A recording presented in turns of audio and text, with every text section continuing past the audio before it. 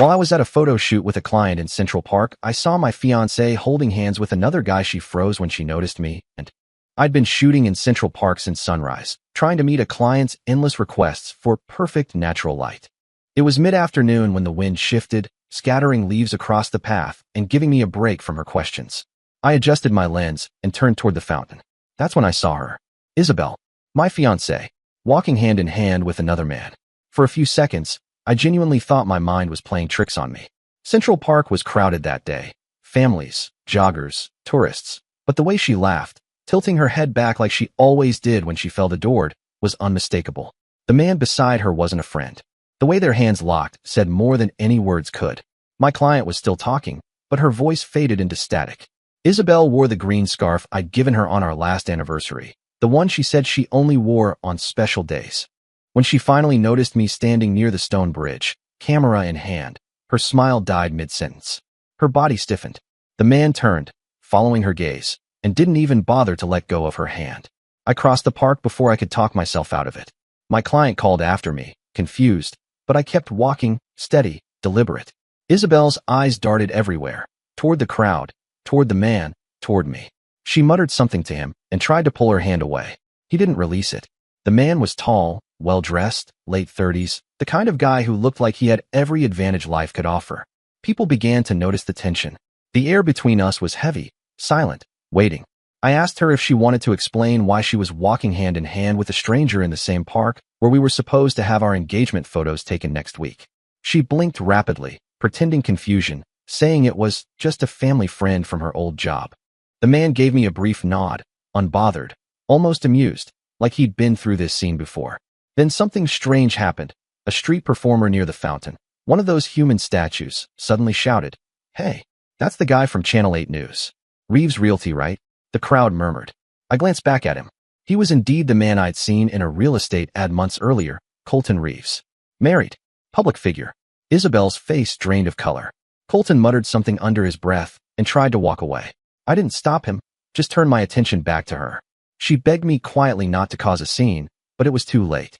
My client was watching from across the path, phone halfway raised, as if deciding whether to record. I told Isabel to leave with me.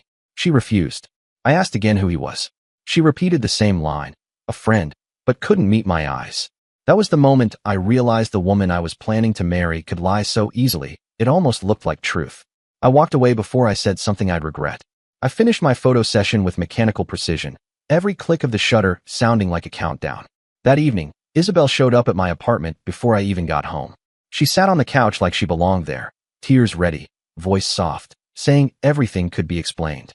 She told me Colton was helping her get freelance styling work for his company, that she was only being polite, that he'd grabbed her hand unexpectedly. I listened, calmly. I let her talk herself into a corner. Then she mentioned something small, something she didn't mean to say, that they'd met at a hotel lounge to discuss a potential client. But she had never mentioned a hotel before. I hadn't asked where they met. Her eyes widened the second she realized her mistake. I didn't respond, just nodded and told her I believed her, that I needed some air. She smiled in relief, not realizing I had my phone recording the entire conversation sitting right beside her on the armrest. After she left, I sat in silence for almost an hour. I didn't call anyone. I didn't break anything. I just scrolled through our shared calendar and realized she'd been working late or visiting her mother every Wednesday for the past month, always between 5 and 9 p.m., the same window of time I usually had evening shoots. Something about the timing felt too deliberate. I checked her social media. No updates for the past week, which was unusual for her. Isabel was the type who posted everything. But one of her friends had tagged her in a background photo at a cafe downtown, time-stamped exactly during one of her work nights. I zoomed in. A man's reflection in the window. The same gray suit I'd seen in the park. It wasn't proof yet, but it was enough to light a fire under the calm exterior I'd always been known for. I decided not to confront her again. Instead, I drove to my studio to distract myself, edit the day's work, maybe lose the frustration in a few hundred photographs. The streets were quiet when I pulled up. My studio was on the second floor of an old brick building near the river. High ceilings, big windows, the kind of space that felt alive at night. As I unlocked the door, my phone buzzed. Unknown number. No contact, no name, just a text that read, "You don't know what she's been doing. Check the studio." I froze in the doorway. I thought it was a prank from someone who had seen the park incident, maybe a cruel stranger from social media. But the text didn't feel random. The timing was too precise. I turned on the lights and scanned the room. Everything seemed normal at first. Props neatly stored, tripods folded, computer still on sleep mode. Then I noticed one of the cameras on the far side of the room was still on its tripod, lens pointed toward the small setup area where clients posed for indoor sessions. The power light blinked faintly. It shouldn't have been on. I hadn't used that camera in weeks. I checked the display. The memory card was full. I hit playback. The first clips were ordinary, test shots, lighting adjustments, some client previews. Then, a different frame appeared. Dim lighting. 2 people in the studio at night. A woman in a coat, laughing. A man pouring wine into one of my clean glass props. She took off her coat and revealed a green scarf. My green scarf. The same one from the park. I stepped back slowly, cold settling over me like ice. The video kept playing. They toasted. They kissed. They made jokes about my work. He picked up a framed print of one of my clients and made some mocking comment I couldn't hear through the low audio. She laughed until she cried. Then she threw the scarf over the camera accidentally, and the screen went black. I ejected the card and sat there in silence for a long time, staring at the floor, the blinking red light on the camera still flashing faintly. My first instinct was to call her. My second was to throw the camera against the wall. I did neither. I just stared at the message again on my phone. Whoever sent it had known exactly where to direct me, and that thought scared me more than the video itself. I shut down the lights, locked the studio door, and walked into the cold night air. My phone buzzed again, same number. Another message. That wasn't the worst part. She's not done. I didn't reply. I just looked up at the skyline and realized something had cracked beyond repair.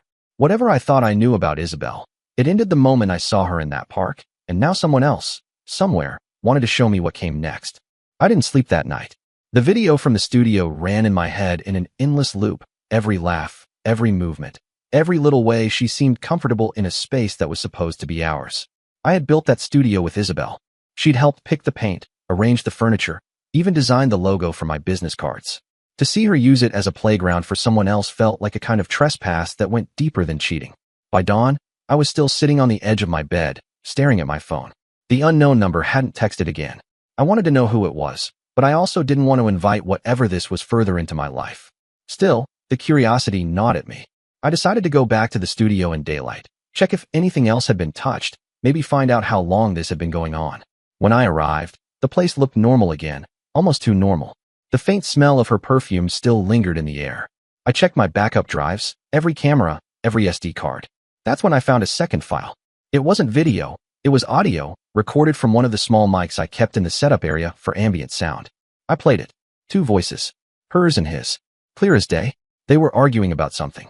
He wanted her to convince him to sell his client list through their private deal.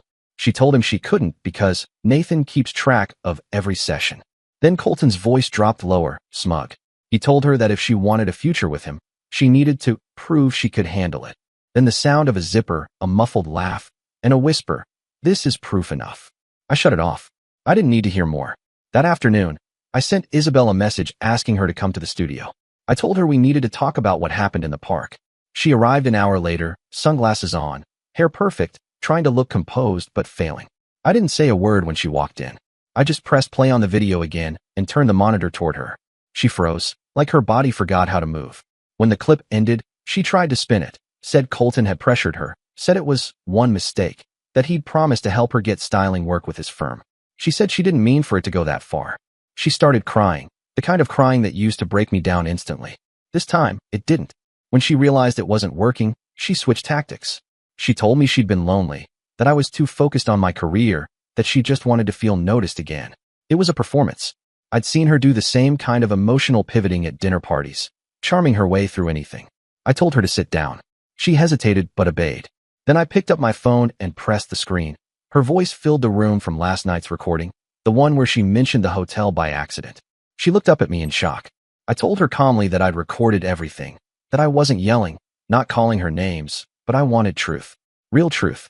She stood abruptly, trembling, accusing me of spying. I didn't answer. She stormed toward the door, but I stopped her and handed her a small flash drive. I said it contained a copy of the footage. I told her to watch it later, when she was done pretending. Then I opened the door for her and let her walk out. The silence that followed was deafening. For the next 2 days, she didn't contact me. I thought maybe she'd packed her things and moved out. Then, late Thursday night, I got another text from the same unknown number. You think you've seen everything. You haven't. She's been using you. Look at your invoices. At first, I ignored it. Then curiosity won. I opened my client management software and started scrolling through the list of recent transactions. Something jumped out immediately. Duplicate payments, different names, identical invoice numbers. Someone had cloned my client list and sent invoices using a similar email address. The payments had been routed to a side account. The account name was IR Styling LLC. Isabel's initials. I followed the money trail through PayPal logs and business transfers. Some invoices were months old. She'd been siphoning small percentages from every session I booked, claiming referral fees through a shell company. And the sender address? A domain registered to Reeves Consulting. It hit me then. Colton wasn't just some affair.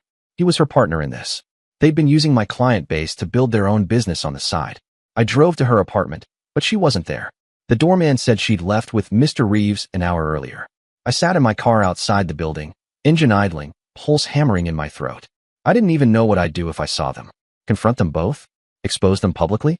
None of it would fix what they'd already done. Instead, I called an old acquaintance, someone who worked in real estate marketing, and asked about Colton Reeves. The response was immediate. You mean Margot's husband? Didn't know he was still in New York. I went quiet. The name hit me like a hammer. Margot Reeves. Married. That meant Isabel was sleeping with a married man and stealing from me in the process. And now I had footage, audio, and a paper trail linking them both. I decided to make one clean move, something deliberate. I compiled every piece of evidence I had, videos, screenshots, invoices, and uploaded them to a hidden folder online. Then I wrote a brief, polite email. Mrs. Reeves, you don't know me, but I think your husband and I have a problem in common. Please contact me before I forward this to the press. I didn't expect a reply that night, but 10 minutes later, I got one. Short, calm. Let's talk. Tomorrow. Café Vernazza, 10 a.m. I barely slept. The next morning, Margot Reeves walked into the cafe exactly on time. She was composed, mid-40s, impeccably dressed, and not surprised to see me. She said she'd suspected her husband for months, but didn't have proof. I gave her a flash drive. She didn't flinch when she saw the thumbnail preview of the video, just sighed, like confirmation hurt less than doubt. When she left, she turned and said one sentence that stuck with me. You'll never get justice by staying silent. Let them expose themselves. I didn't know what she meant until later that day. Isabel showed up at my studio again, eyes red, asking if we could talk like adults. She said Colton's wife had found out and threatened to ruin her. She'd begged me to help, to say I'd forgiven her, so she could keep her job. That was when I finally saw her for who she really was. Not scared, not remorseful, just desperate to save herself. I told her the truth, that I wasn't planning to protect her, that I didn't owe her any more silence. She screamed that I'd ruined her life. I didn't respond. She left in tears. When the door closed, my phone buzzed again. Same number. You're getting close. Just wait for the dinner. I stared at the message, trying to figure out what it meant. Dinner. I didn't know it yet, but the next move wouldn't come from me. It would come from Margot. The message about the dinner replayed in my mind for hours. At first, I thought it was a threat. Then I realized it might be a hint. Margot had told me to let them expose themselves, and she wasn't the kind of person to make idle comments. By Saturday, Isabel texted me again, this time sounding calmer, almost strategic. She said we needed closure, that we should meet for dinner and talk about what went wrong before things got uglier. She offered to make the reservation herself. For once, I didn't refuse. I told her I'd meet her. But as soon as she sent me the location, a quiet upscale restaurant downtown, I knew it wasn't just about closure. I had a feeling Margot had planned this. The restaurant was the kind of place where the lighting was dim enough to make people think they could hide from reality. Isabel arrived first, in a black dress that didn't look accidental. She looked tired but determined, as if she'd rehearsed a speech. When I sat down, she smiled politely, almost like we were business partners meeting after a tough quarter. She said she'd ended things with Colton, claimed she'd realized he was manipulative, that he'd used her, that she'd been blinded by promises. It sounded rehearsed, like something she'd practiced in the mirror.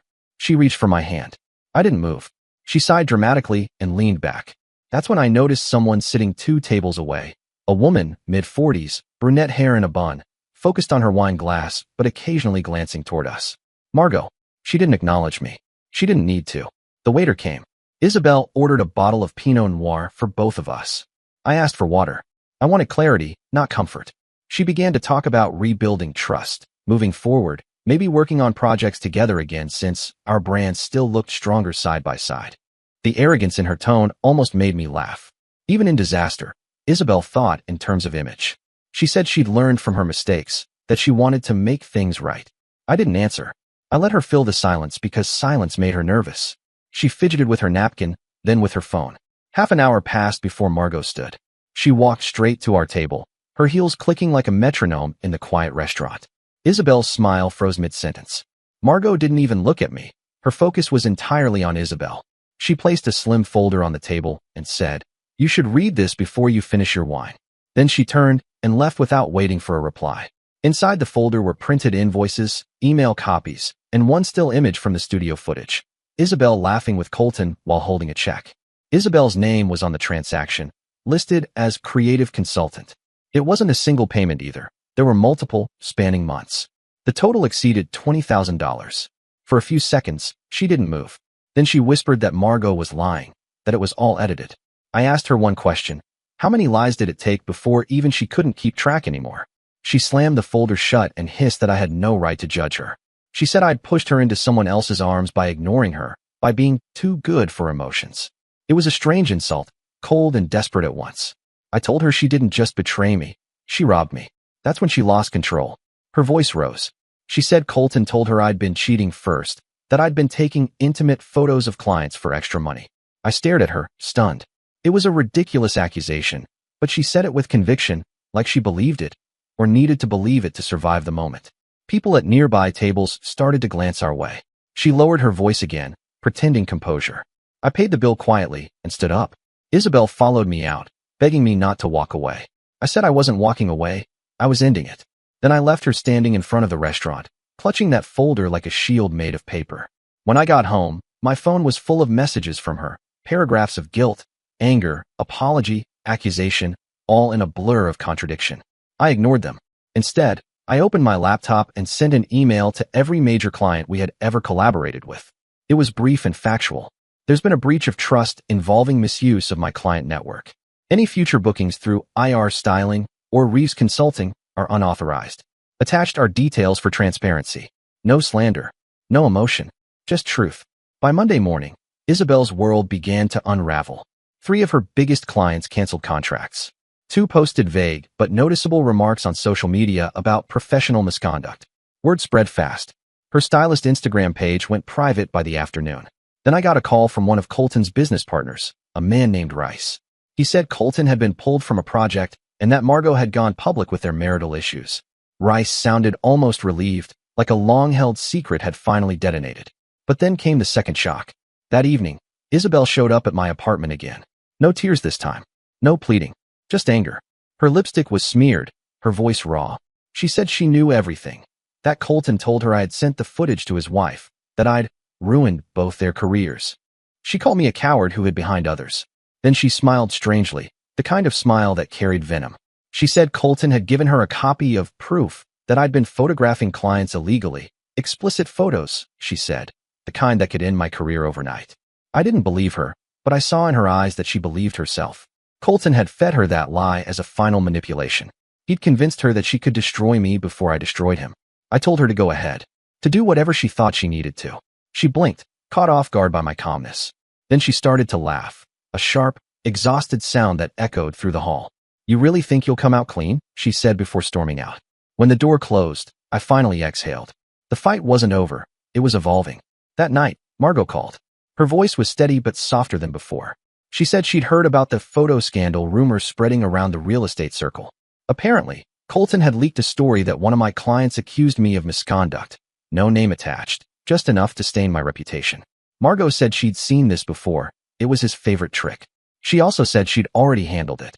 When I asked what she meant, she told me to show up at the exhibition next Thursday, the one that was supposed to showcase my latest work. She said, "Just make sure you don't cancel it, no matter what happens before then." The next few days blurred together. Whispers spread, online and off. Some clients messaged me nervously, others avoided me entirely. But I kept the show scheduled. On Thursday morning, as I loaded the last photo files for display, I noticed something strange on my computer.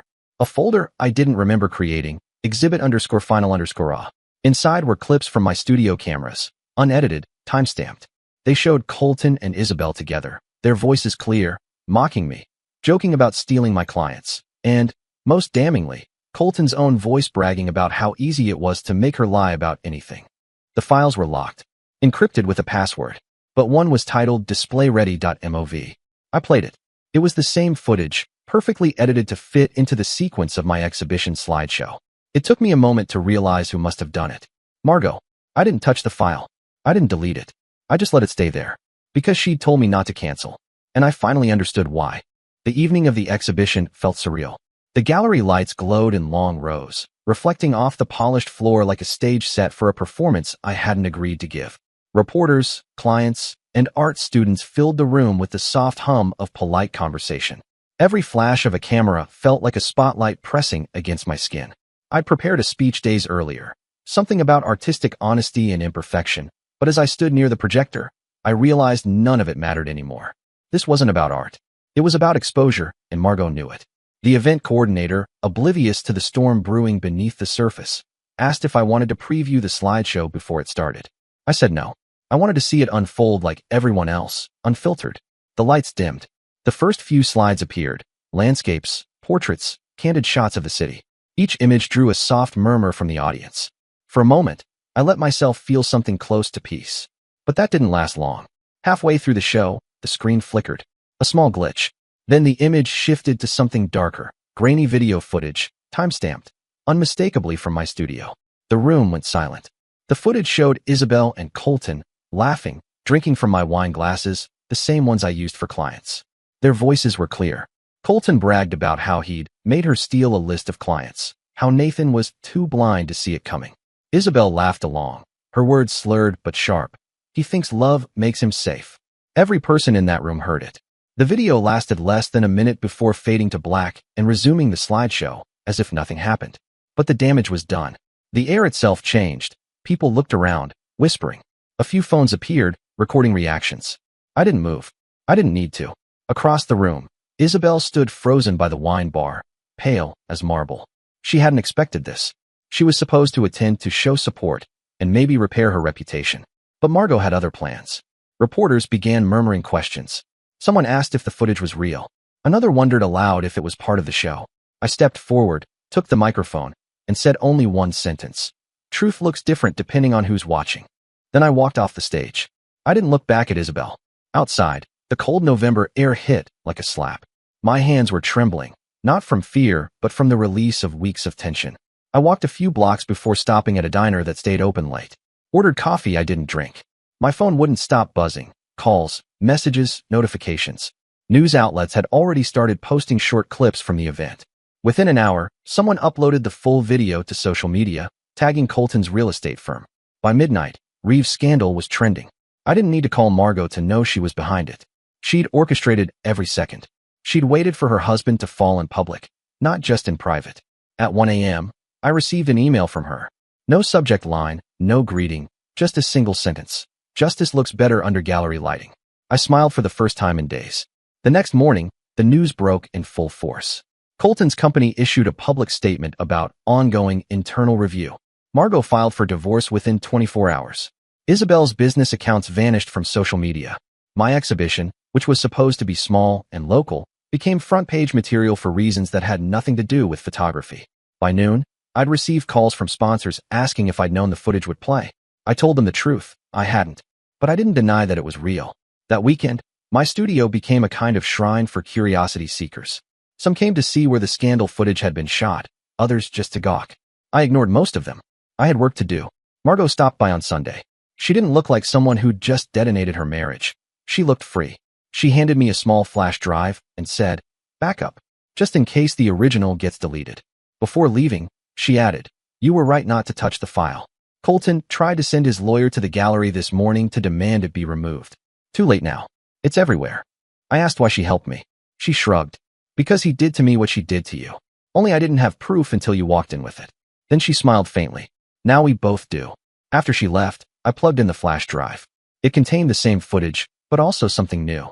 Audio from another night, clearly after the original video. Colton was yelling at Isabel, accusing her of getting sloppy, of letting someone see them. Her voice trembled as she told him it wasn't her fault, that I'd started asking questions. Then Colton said, "If this falls apart, I'll bury him first." He never got the chance. Within 2 weeks, the investigation into his company uncovered falsified contracts, embezzlement, and fraudulent deals. Margot's evidence wasn't limited to the affair. She'd been gathering files for months. My video had simply been the final blow. Isabel tried to call me several times after that. I didn't answer. She left one voicemail. Her voice was calmer than before, stripped of all pretense. She said she'd lost everything. Her job, her friends, her apartment. She asked if I'd planned all of it. I didn't reply, but a month later, a package arrived at my new address. No return label, just my name in her handwriting. Inside was the green scarf. Clean, folded neatly, no note. Just the scarf. I threw it away without opening it fully. By December, I'd sold the studio. I used the money to relocate to Seattle, start fresh. I didn't take much with me, just my cameras, some prints, and the lessons that came with betrayal. The story followed me online for a while, but eventually, something new replaced it. The world moved on, as it always does. I built a new portfolio there, a new series that captured urban isolation, the quiet corners where people pretend to be fine. I titled it Still Frames. Critics called it haunting. They didn't know why every photo in the series featured blurred figures walking away from the camera.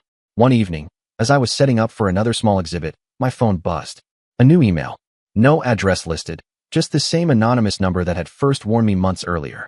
The subject line read, "Unfinished business." The message was short. "You're welcome." She ruined me too. Margot. I didn't need to confirm it. I never replied. Months later, I saw a small article online, an interview with Margot about starting her own real estate firm.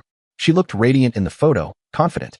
The interviewer asked about her inspiration, and her answer made me pause. She said, "Sometimes, the best way to rebuild is to let the truth burn everything first." I saved the quote. Not for her, not for Isabel, but as a reminder. The fire that destroyed one chapter had illuminated everything that was real about me. Isabel never appeared again, not in person, not online.